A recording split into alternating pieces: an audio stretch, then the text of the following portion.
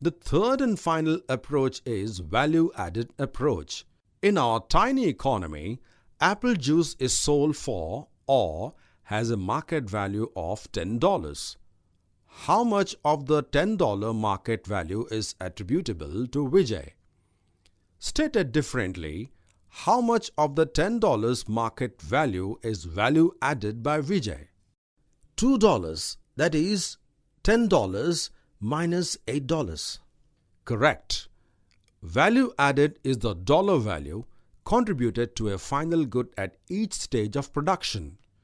That is, it is the difference between the dollar value of the output the producer sells and the dollar value of the intermediate goods the producer buys. To compute GDP using the value-added approach, find the sum of the values added to all the stages of production. Rahul buys no intermediate goods. He simply found a seed, planted it, and then hired Ram to pick and box apples. But he sells the apples to Vijay for $8. In other words, value added at this stage of production is $8. The apples which Vijay have bought from Rahul comes under intermediate goods.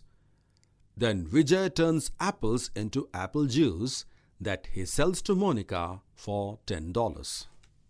Value added at this stage of production is $2.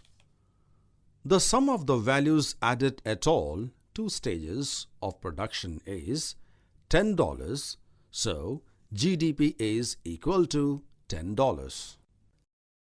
You must have noticed that the GDP figure arrived at by the three approaches is the same, viz. $10.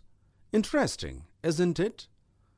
Our example was too simplistic, but reinforces the points very well. In real-world scenarios, the GDP would comprise of millions of such products and services, but the GDP computation methodology would still follow the same principles.